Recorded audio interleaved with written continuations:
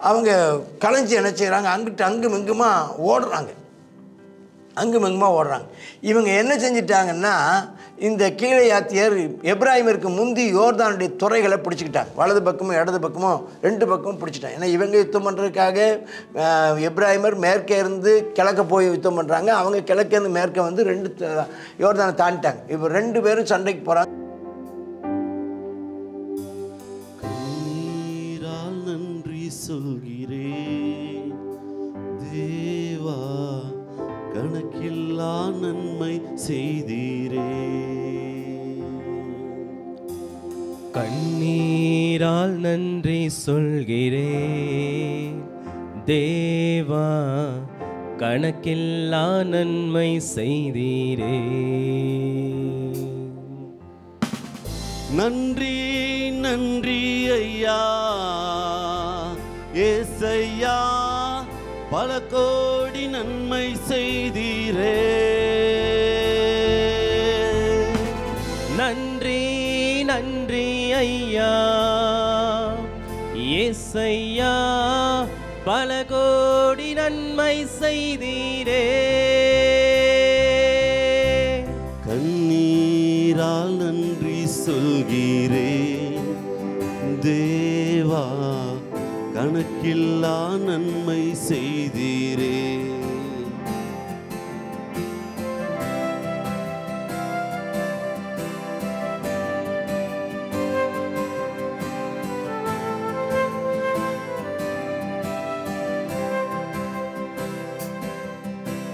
தாழ்வில் என்னை நினைத்தீரே, தயவா என்னை உயர்த்தினீரே. உந்தன் நன்மை என்ன சொல்லுவே. தாயின் கருவில் தெரிந்து கொண்டீர், உள்ளங்கையில் வரைந்து வைத்தீர். உந்தன் நன்மை எண்ணி பாடுவே. தாழ்வில் என்னை நினைத்தீரே, தயவா என்னை உயர்த்தினீரே. உந்தன் நன்மை என்ன சொல்லுவே. தாயின் கருவில் தெரிந்து கொண்டீர், உள்ளங்கையில் வரைந்து வைத்தீர். உந்தன் நன்மை எண்ணி பாடுவே. உந்தன் நன்மை எண்ணி பாடுவே. நன்றி நன்றி ஐயா ஏசையா, பல கோடி நன்மை செய்தீரே. நன்றி நன்றி ஐயா ஏசையா, பல கோடி நன்மை செய்தீரே. கண்ணீரால் நன்றி சொல்கிறேன் தேவா, கணக்கில்லா நன்மை செய்தீரே. நியாயாதிபதி புஸ்தகம் 12ஆம் அதிகாரம். எப்ராயிம் மனுஷர் ஏகமாய் கூடி வடக்கே புறப்பட்டு போய் எப்தாவை நோக்கி, நீங்கள் எங்களை உன்னோடு கூட வரும்படி அழைப்பியாமல் அம்மோன் புத்திரர் மேல் யுத்தம் பண்ண போனது என்ன? உன் வீட்டையும் உன்னையும் கூட அக்னியினால் சுட்டு போடுவோம். பார், இது ஒரு குரூப். அதாவது பெரிய வெற்றி கிடைச்சிருக்கேன்னு சந்தோஷப்படுறதுக்கு பதிலாக, ஒரு அற்புதம் நடந்ததுக்காக சந்தோஷப்படுறதுக்கு பதிலாக, அங்கே ஒருத்தன் எப்ராயிமர் வந்து என்ன செய்யறான், ஒரு கேள்வி கேட்குறான். என்ன கேள்வி கேட்குறான்? எங்களை விட்டுட்டு நீ எப்படி போனேன்? இதே ஆட்கள் கிதியோன்ட்டையும் சண்டைக்கு போனாங்க. இப்போ யார்ட்டையும் சண்டைக்கு வர்றாங்க? அதை கேள்விப்பட்டிருப்பான் அல்லவா எப்தா. இப்போ எப்தாட்டையும் போய் சண்டை போட போகிறாங்க. இந்த எப்ராயிமர் என்னென்னா, அவங்க தான் ரொம்ப ஜனம் பெருத்த ஜாதி. அவங்க இல்லாமல் எதுவுமே நடக்கக்கூடாது. அவங்கள்ட்ட கன்சல்ட் பண்ணாமல் எதையும் செய்யக்கூடாது. அப்போ கிதியோன் வந்தபோது கிதியோன் டப்புன்னு இறங்கிட்டார். ஆமாம், அப்படியே தரமட்டாக தன்னை தாழ்த்திட்டார். நீங்கள் தான் அந்த சேபாவையும் ஓரேபையும் நீங்கள் தானே ஜெயிச்சிங்க, நான் என்னை விட நீங்கள் தான் பெருசுன்ட்டு தன்னை தாழ்த்தி எப்ராயிமரை உயர்த்தினோன்னே அப்படியான்னு போயிட்டாங்க. ஆனால் இங்கே எப்தாட்ட வந்தவொடனே எப்தா கொஞ்சம் துணிஞ்சு அடிச்சிட்டார். என் ஜனத்துக்கும் அம்மோன் புத்திரோட பெரிய வழக்கு இருக்கும்போது நான் உங்களை கூப்பிட்டேன். நீங்கள் என்ன அவர் கைக்கு நீங்களாக்க ரட்சிக்கவில்லை. நீங்கள் ரட்சிக்கவில்லைன்னு நான் கண்டபோது என் ஜீவனை கையில் பிடிச்சிட்டு அம்மோன் புத்திரக்குள்ளமாக போனேன். அதுவும் கர்த்தர் தான் என் கையில் ஒப்பு கொடுத்தார். இப்படி இருக்க நீங்கள் என்மேல் யுத்தம் பண்ண என்னிடத்துக்கு வர வேண்டியது என்ன இருக்குது? நான் அல்ல, கர்த்தரே இதை செய்தார். இவன் கர்த்தரை உயர்த்துக்கிறான். கிதியோன் யாரை உயர்த்தினா? அவங்கள ரொம்ப உயர்த்தி பேசினான். இப்போ இது யாரால் வந்ததுன்னு எப்தா சொல்கிறான். இது கர்த்தரால் வந்தது, கர்த்தர் அவர்களின் கையில் ஒப்பு கொடுத்தார் அப்படின்னு கர்த்தரை உயர்த்தி சொல்கிறான். அப்போ எப்தா கீலேயாத் மனுஷர் எல்லாம் கூட்டி எப்ராஹிமோட யுத்தம் பண்ண போயிட்டான். இப்போ எப்ராஹிம் என்னன்னு கேட்டுருவோன்னு சொல்லி போகிறான். அப்படி எப்தா போகும்போது எங்கே இருந்தான்? எப்தா இருந்தது எங்கே? யோர்தானுக்கு மேற்கு பக்கம், கீலேயாத் தேசம். இப்போ அங்கே இருந்து மேற்கு பக்கம், மேற்கு பக்கம் யோர்தானை தாண்டி யோர்தான் கிழக்கு பக்கம் எப்தா இருக்கிறான். இப்போ மேற்கு பக்கம் எப்ராஹிமரோடு சண்டை போட போகிறான். கீலேயாத் மனுஷர் அவனை முறியடிச்சிட்டாங்க. யாரும்? எப்ராஹிமர். அப்போ எப்ராஹிமர் என்ன செய்கிறாங்க? அவங்க கலைஞ்சி என்ன செய்கிறாங்க? அங்கிட்டு அங்கும் இங்குமா ஓடுறாங்க. இவங்க என்ன செஞ்சிட்டாங்கன்னா, இந்த கீலேயாத்தியர் எப்ராஹிமருக்கு முந்தி யோர்தானுடைய துறைகளை பிடிச்சிக்கிட்டாங்க. வலது பக்கமும் இடது பக்கமும் 2 பக்கமும் பிடிச்சிட்டாங்க. ஏன்னா இவங்க யுத்தம் பண்ணுறதுக்காக எப்ராஹிமர் மேற்கே இருந்து கிழக்க போய் யுத்தம் பண்ணுறாங்க. அவங்க கிழக்கேருந்து மேற்கே வந்து 2 யோர்தானை தாண்டிட்டாங்க. இப்போ 2 பேரும் சண்டைக்கு போகிறாங்க. சண்டை நடக்குது. இப்போ அக்கறைக்கு யாராவது வந்து நான் அக்கறைக்கு போட்டோன்னு தாண்டி வரும்போது கேட்டால் அந்த கீலேயாத் மனுஷர் கேட்பானா, நீ எப்ராஹிமானான்னு கேட்பாங்களாம். அவன் வந்து இல்லை கொண்டுடாத இல்லைன்னு. அப்போ அவங்க இந்த எப்ராஹிமனா இல்லையா அப்படிங்கிறதுக்கு அவங்க ஒரு டெக்னிக் வச்சுருந்தாங்க. அவன் கண்டுபிடிக்கிறதுக்கு ஒன்று. என்ன கண்டுபிடிக்கிறதுக்கு ஒன்றுன்னு கேட்டிங்கன்னா, இப்போ நம்ம தமிழ்நாட்டிலையும் சரி, வேறு நாடு, எல்லா நாடுகள்லையும் சரி, கிழக்கே இருக்கிறவங்க, மேற்கே இருக்கிறவங்க, வடக்கே இருக்கிறவங்க, தெற்கே இருக்கிறவங்க, இவங்களுக்குள்ள இந்த சில மொழி உச்சரிப்பு வந்து சிலருக்கு வராது. அப்போ இவங்க என்ன சொல்கிறாங்கன்னா, ஷிபோலத் அப்படின்னு சொல்லுங்கிறாங்க. ஷிபோலத் சொல்லு அப்படிங்கிறாங்க. அவனுக்கு ஷிபோலத்துன்னு சொல்ல வரலை. யாருக்கு? எப்ராஹிமருக்கு ஷிபோலத்துன்னு சொல்ல வரலை. அவன் சீப்போலத்துங்கிறான். சீப்போலத்துன்னு சொன்ன உடனே வெட்டி போட்டுருவாங்களாம். பாருங்கள், அந்த ஸ்லாங்கு அந்நிய பாஷை அவங்களுக்குன்னு வச்சுருந்த ஒரு பாஷையை அடையாளமாக வச்சுருக்குறாங்க. அவன் உயிரோட பிழைக்கணும்னா ஷீபோலத்து எல்லாரும் பேசுகிறாங்களே, களமலா இதானங்க அந்நிய பாஷைன்னு பேசுனீங்கன்னா தேவதூதர்கள் அது ஒரிஜினலாக இல்லையான்னு கண்டுபிடிச்சிடுவாங்க. உன்னுடைய ஸ்லாங்கை வச்சு கண்டுபிடிச்சிடுவாங்க. அப்போ அந்த வார்த்தையை வச்சு கண்டுபிடிச்சு அன்னைக்கு மாத்திரம் எப்ராஹிமில் 46,000 பேர் விழுந்தாங்க. இது முதல் நடக்கிறதான உள்நாட்டு யுத்தம். இஸ்ரவேல் ஜனங்களுக்குள்ள இதுவரைக்கும் வெளியே யுத்தம் நடந்துகிட்டு இருந்துச்சு. வெளியேந்து வந்தவங்களுக்கு யுத்தம்னாங்க. இதுதான் இங்கே யாருக்கு யுத்தம் நடக்குது? உள்நாட்டு யுத்தம் நடக்குது. தேவன் சில நேரங்களில் நம்மளை திருத்துவதற்காக ஆண்டவர் முயற்சி எடுப்பார். வெளியிருந்து ஆண்டவர் சோதனையை கொண்டு வெளியிருந்து வர்ற சோதனையை கூட நீங்கள் ஜெயிச்சிடலாம். ஆமென், ஸ்தோத்திரம். உள்நாட்டு கலவரம் வந்துச்சுன்னா சின்ன பின்னமாக ஆகி போயிடுவோம்.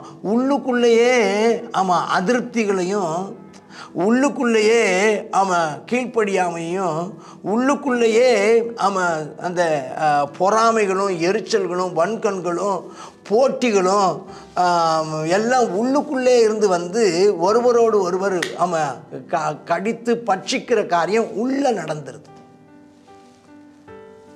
அதனால் எத்தனை பேர் செத்து போனாங்க? 46. இந்த 46,000 யார்? இஸ்ரவேலின் ஜனங்கள். அப்போ பாருங்கள், இவங்களுக்குள்ளேயே இவங்க அடித்து இவங்களாலேயே இஸ்ரவேல் ஜனங்களே கொல்லப்பட்டதை பார்க்கணும். 6 வருஷம் நியாயம் விசாரித்தானா, எப்தா மறித்து போனானா, அவனோட பட்டணத்தில் அடக்கம் பண்ணான். அதுக்கு பிறகு அவனுக்கு பின்பு இப்சான்கிறவன் நியாயம் விசாரிச்சுட்டாரு. அவருக்கும் 30 குமாரத்திகள் இருந்தாங்க, குமாரத்திகள் இருந்தாங்களாம். அவன் புறத்தில் விவாகம் பண்ணி கொடுத்தானா. பெண்களையும் புறத்தில் வெளியே இருந்து அவன் 7 வருஷம் நியாயம் விசாரித்தானா. அப்போ சொல்லப்போனால் புறத்திலேன்னு சொன்னால் அந்நிய ஜாதியினிடத்தில் திருமணம் பண்ணாங்கிறது தான் அதனுடைய அர்த்தம். இவங்க காம்ப்ரமைஸ் பண்ணினார்கள். இதுதான் ஒன்று. அந்த புறஜாதிகளோடு கூட தங்களை என்ன செஞ்சு கொண்டாங்க? அவங்க சமரசம் செய்து கொண்டார்கள். தேவனுக்கு கீழ்ப்படியாமல் போனார்கள். எதை செய்யக்கூடாதுன்னு ஆண்டவர் சொன்னாரோ அதை செஞ்சாங்க. எதை செய்யன்னு சொன்னாங்களோ அதை செய்யாமல் போனாங்க. எதை செய் என்று சொல்லியிருந்ததோ அதை அவர்கள் செய்யவில்லை. எதை செய்யாதே என்று சொன்னார்களோ அதை செய்தார்கள். ஆமாம், அப்போ என்னது? ஒன்று சமரசம் பண்ணினார்கள். அவங்களோட சமரசம் பண்ணி அவங்களோடு கூட ஐக்கியப்பட்டாங்க. தேவனுக்கு கீழ்ப்படியவில்லை. ஆமென், ஸ்தோத்திரம். அவருக்கு எதிர்த்து நின்னாங்க. அவரை கோபப்படுத்தினாங்க. ஆமென், விக்கிரக ஆராதனை செய்து அவரை அவமதித்தார்கள். அதுக்கப்புறம் ஏலோன்கிறவன் நியாயம் விசாரித்தான் 10 வருஷம். பின்பு ஏலோன் மறித்து அடக்கம் பண்ணப்படுறாரு. அப்புறம் இல்லேனின் குமாரனாகிய பிரித்தோனியனான அப்தோன்கிறவன் சொன்னால் அவன் 40 குமாரர் இருந்தாங்களாம். அவனுக்கு 30 பேரப்பிள்ளைங்க இருந்தாங்களாம். அவனு 8 வருஷம் நியாயம் விசாரித்தானா. அப்புறம் அவனும் என்ன செஞ்சு போனான்னா மறித்து அமிலேக்கியர் மலையில் இருக்கிற பிரத்தோனிலே அடக்கம் பண்ணப்பட்டான். அப்போ இது வரைக்கும் நம்ம பார்த்தோம்னா நீங்கள் கணக்கில் எடுத்து பார்த்தீங்கன்னா என்ன வரும்னா, முதலாவது ஒத்தினியேல், ரெண்டாவது வந்தது ஒத்தினியல் வந்தார். அப்புறம் சம்கார் வந்தார். அதுக்கப்புறம் ஏகோத் வந்தாப்புல. இப்படி ஒவ்வொருத்தராக வந்துட்டு இருந்தால். அதுக்கப்புறம் 4வதாக தெபோரால் வந்தாங்க. அப்புறம் கிதியோன் வந்தாங்க. அதுக்கப்புறம் கிதியோனுக்கு அப்புறம் இந்த அபிமெலேக்கு அவன் கொஞ்ச நாள் இருந்தான். அதுக்கப்புறம் யார் வந்தா, வரிசையாக எப்தா வந்தார். எப்தாக்கு அப்புறம் தோலான், இப்சான், ஏலோன், இங்கே ஒருத்தர் வந்தால் கடைசியாக அங்கே வந்து அப்தோன். இப்படி வருகிற ஆட்களை தான் பார்க்குறோம். நாளைக்கு 13ஆம் அதிகாரத்தில் இன்னும் ஒரு ஆளை ஆண்டவர் எழுப்புகிறத நம்ம பார்க்க போகிறோம். கர்த்தரின் நாமத்தில் மகிமை உண்டாவது. தெரிந்து கொள்வது என்ன அப்படிங்கிறத நம்ம புரிஞ்சுக்கிட்டோம்னு நினைக்கிறேன்.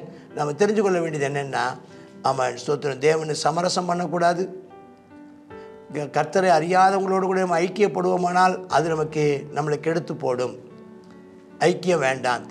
ஆகாத பழக்கம் நம்முடையதான வாழ்க்கையை கெடுக்கும். ஆகாத பழக்கம் வாழ்க்கையை கெடுக்கும். ஆகாதவர்களோடு கூட உள்ள ஸ்நேகம் நம்முடைய வாழ்க்கையை கெடுக்கும். ரெண்டாவது, ஆமென், ஸ்தோத்திரம், தேவனை விசுவாசியாமல், தேவன் மேல் நம்பிக்கை வைக்காமல், ஆமென், சுயத்தின் மேலேயோ விக்கிரகங்கள் மேலேயோ விக்கிர வழிபாடு செய்தால், ஆமென், ஸ்தோத்திரம், நாம் வீழ்ச்சி அடைவோம். தேவனுக்கு கீழ்ப்படியாதது, ஆமென், ஸ்தோத்திரம், தேவனுக்கு எதிர்த்து நிற்பது, ஆமென், இதெல்லாம் நம்ம செய்யக்கூடாத ஒன்று. கர்த்தரை பிரியப்படுத்துவோம். கர்த்தருக்கு ஏற்ற வண்ணமாய் நடந்து கொள்வோம். ஆமென். நம்முடைய வெற்றிக்கு காரணம் கர்த்தர் என்பதை அறிக்கையிடுவோம். கர்த்தர் நம்மை ஆசீர்வதிப்பாராக. ஆமேன், ஆமேன். God bless you. கர்த்தருக்கு மகிமை உண்டாவதாக. இந்த இடத்துலையும் எப்தாவோடு எப்ராயிமியர் யுத்தம் கலக்கிறாங்க. இது என்ன, இஸ்ரேல் கோத்திரத்தில் 2 கோத்திரம் ஒருத்தருக்கு விரோதமாக ஒருத்தர் என்ன செய்கிறாங்க, சண்டை பண்ணிக்கிறத பார்க்குறோம். இதில் 42,000 பேர் செத்து போயிடுறாங்க. ரொம்ப வேதனைக்குரிய ஒரு விஷயமாக இருக்கிறது. நம்ம இந்த நாளில் ஞானமற்றவர்களாய் நம்ம செயல்படாதபடிக்கு ஞானமுள்ளவர்களாய் செயல்படணும். ஆமாம், ஒருவர் கடித்து பட்சித்தீர்களானால் அழிவீர்கள் என்று சொல்லி வேதம் சொல்லுகிறது. இப்போ நம்முடைய சபை வளராது இருக்கிறதுக்கு காரணம் என்ன? நமக்கு வெளியில் இருக்கிற சத்ருவெல்லாம் நம்ம துரத்தி ஜெயம் எடுத்தாலும் உள்ளுக்குள்ளார இருக்கிற இந்த பகை உணர்வு, கசப்புகள், கோபங்கள், பொறாமைகள், எரிச்சல்கள், இவைகள் என்ன செய்கிறது, தாழ்த்தி போடுகிறது. ஆகையினால நமக்குள்ளார டெவலப்மெண்ட் இல்லை. இந்த நாளில் கர்த்தருடையதான சமூகத்தில் நம்ம தாழ்த்துவோம். இந்த நாளில் இந்த எப்தா யோர்தானுக்கு அக்கறையில் இருந்ததான அந்த மனாசேயின் பாதி கோத்திரத்தை சார்ந்தவன். எப்ராயிமர் இந்த பக்கத்தில் யோசேப்பினுடையதான குமாரனாகிய எப்ராயிம், மனாசே அந்த எப்ராயிம் கோத்திரத்தான். அப்போ இவங்க என்ன செய்கிறாங்க, ஒருத்தருக்கு ஒருத்தர் என்ன செய்யக்கூடாது, யுத்தம் பண்ண கூடாது. அது என்ன செய்யணும், நாம் சகோதரர்கள் என்று சொல்லி என்ன செய்யணும், அவங்க நினச்சி பார்க்கணும். நம்ம இந்த நாளிலும் கர்த்தர் நம்மை சகோதர சகோதரிகளாக வச்சுருக்கிறார். நம்ம ஒருவருக்கு ஒருவர் நம்ம விட்டு கொடுத்து நம்ம எல்லாரோடையும் நம்ம ஐக்கியமாக இருந்து நம்முடையதான தேவனுடைய சித்தத்தை நாம் நிறைவேற்ற கர்த்தர் நமக்கு அனுக்கிரகம் செய்தருள்வாராக. தேவனுடைய சித்தம் நம்மிடத்தில் என்ன செய்யணும், நிறைவேறணும். தேவனுடைய சித்தம் என்னது, அவருடைய ராஜ்யம் வருவது தான் தேவனுடையதான சித்தம். அவர் மகிமைப்படுவது தான் அவருடையதான சித்தம். அதை நம்ம நிறைவேற்றுவோம். கர்த்தர் நம்மை ஆசீர்வதிப்பாராக. ஜெபிப்போம். அப்பா, இந்த நாளிலும் ஆவியானவரே உம்முடைய சமூகத்தில் நாங்கள் வருகிறோம். கர்த்தாவே ஸ்தோத்திரம்ப்பா. இந்த நாளிலும் நல்ல ஒரு யுத்தத்தை செய்து கர்த்தாவே அந்த அம்மோனியரை ஜெயித்து அந்த எப்தாவோடு யுத்தம் கலந்து அப்பா அந்த எப்ராயிமர் கடைசியில் கர்த்தாவே 42,000 பேர் செத்து போயிடுறாங்கப்பா. கர்த்தாவே இந்த நாளில் நாங்கள் அப்பா ஒருவர் கடித்து பட்சித்தீர்களானால் அழிவீர்கள் சொல்லப்பட்டிருக்கிறது. நாங்கள் கர்த்தாவே அப்பா அப்பா உம்முடைய நாமத்தை மகிமைப்படுத்த சபை வளர்ச்சிக்கு எதுவாக நாங்கள் செயல்படும் போது ஒருவர் விட்டு கொடுக்க தாழ்மையாய் நடந்து கொள்ள தேவரீர் எங்களுக்கு அப்பா அப்பா நல்ல ஒரு அப்பா பொறுமையும் அப்பா தாழ்மையும் அப்பா நீர் எங்களுக்கு தந்தரல வேண்டுமாய் ஜெபிக்கிறோம். இயேசுவே இந்த நாள் நம்முடையதான சமூகத்தில் கெஞ்சுகிறோம் ஆண்டவரே. அப்பா ஸ்தோத்திரம் ஆண்டவரே. ஆமேனப்பா நாங்கள் ஆமேனப்பா பெருக வேண்டும் ஆண்டவரே. அப்பா உம்முடைய சபை பெருக வேண்டும், உம்முடைய ராஜ்யம் இந்த பூமியில் ஸ்தாபிக்கப்பட வேண்டும் கர்த்தாவே. உம்முடைய சித்தம் ஆமேனப்பா இந்த பூமியில் செய்யப்பட வேண்டும் ஆண்டவரே. ஆமேன் ஆண்டவரே. அப்பா உம்முடைய நீங்கள் மகிமைப்படணும்ப்பா, நீங்கள் மகிமைப்படுவதற்கு இதுவாக நாங்கள் செயல்படணும். எங்களை காண்கிறவர்கள் எங்களை உண்மை காண வேண்டும் ஆண்டவரே. அப்பா அந்த போர்க்குணங்கள், யுத்த குணங்கள், ஆமேன் ஆண்டவரே, கசப்புகள், வெறுப்புகள் எல்லாவற்றையும் எங்களை விட்டு எடுத்து போட்டு பொறுமையை தாங்க, தாழ்மையை தாங்க, அன்பை தாங்க, ஐக்கியத்தை தாங்க, ஒரு மனதை தாங்க ஆண்டவரே. ஆவியானவரே நீர் இதை செய்தரல வேண்டும் என்று ஜெபிக்கிறோம். இயேசுவின் நாமத்தில் ஜெபிக்கிறோம் எங்கள் நல்ல பிதாவே. ஆமேன்.